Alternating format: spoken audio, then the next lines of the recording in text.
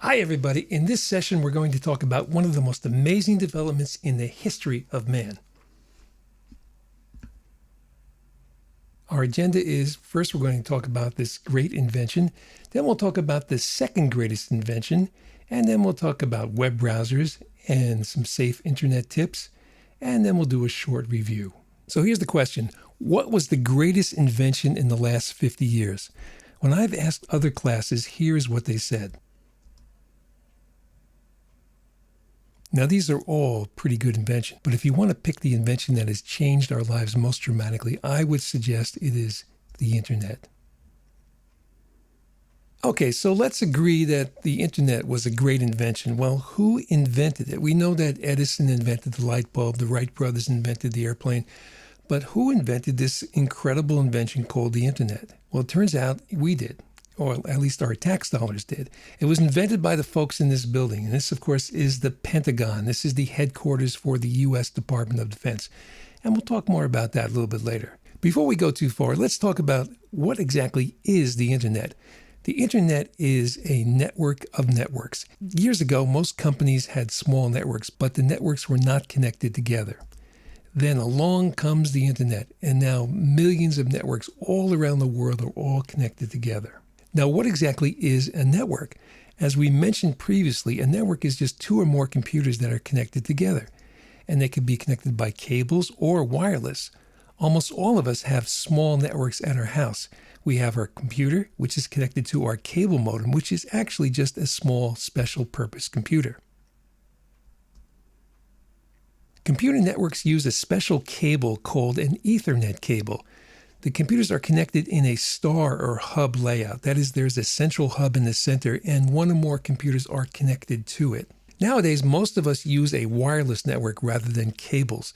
That wireless system is called Wi-Fi. The range is about 100 feet, but that can be a lot shorter if you have really thick walls in your house. Every few years, a new type of Wi-Fi is released, and each one gets faster and faster. There are many public locations where you can get access to the internet through what are called hotspots.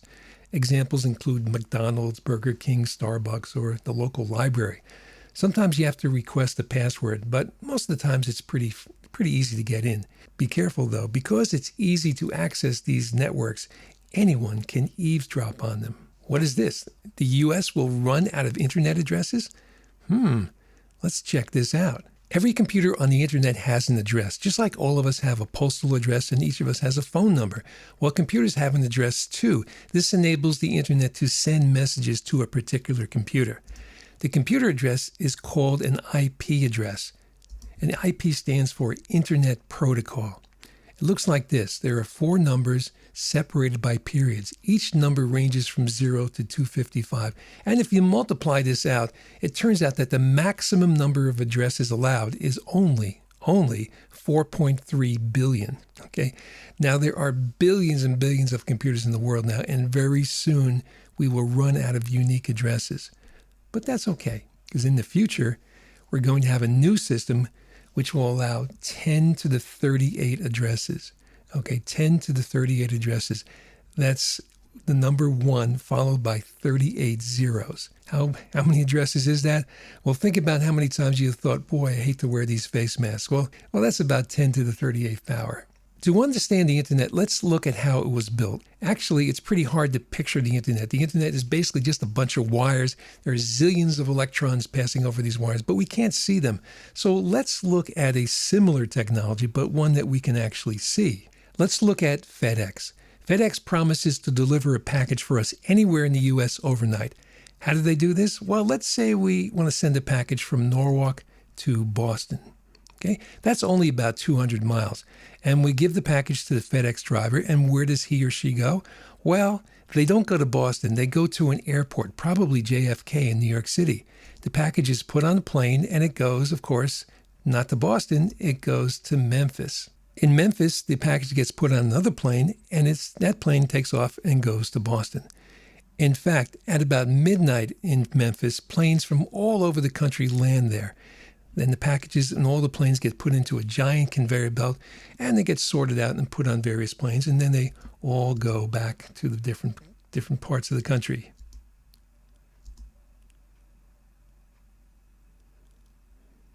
The FedEx system is called a hub and spoke system. In our case, it did not seem too efficient.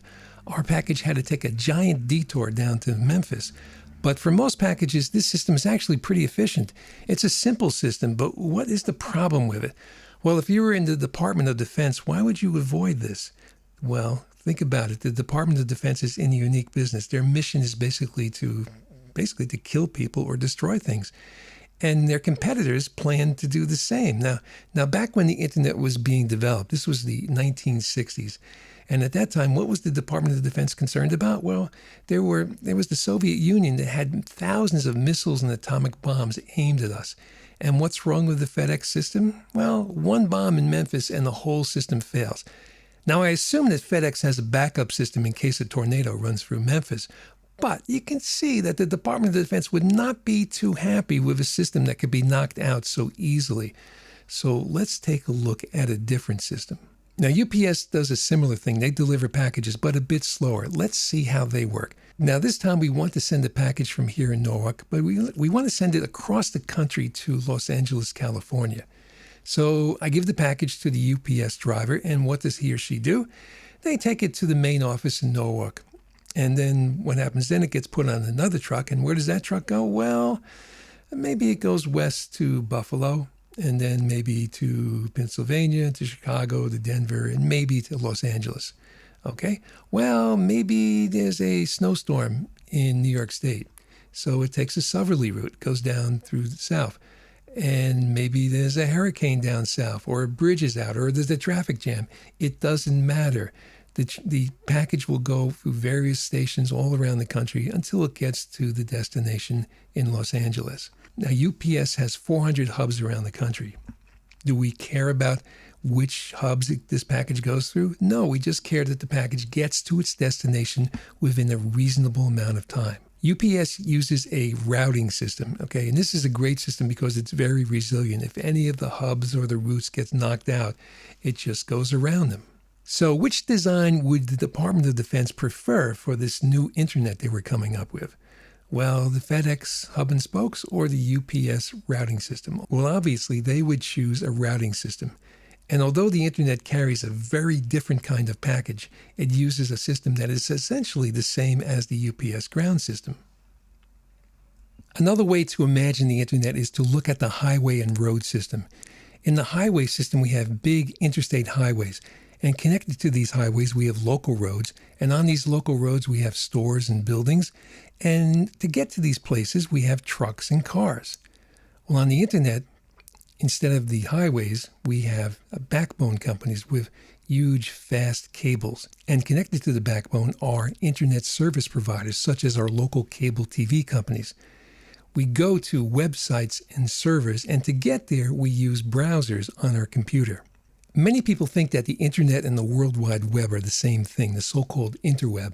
But the web is just one service provided by the internet. The internet actually provides several services. In this course, however, we will focus only on the top two, the World Wide Web and email. That said, there are two other services that are pretty important. One is the File Transfer Protocol, FTP. This is very useful for transferring large files across the internet, and it's used a lot by website developers. Another very common use of the internet is internet telephony, so-called VoIP, Voice over Internet Protocol. And this is used by the cable company. In fact, a lot of us use this right now, including me. So that is the internet, basically just a huge network of wires. Next, we'll look at the web, the system that changes that bundle of wires into an amazingly powerful tool.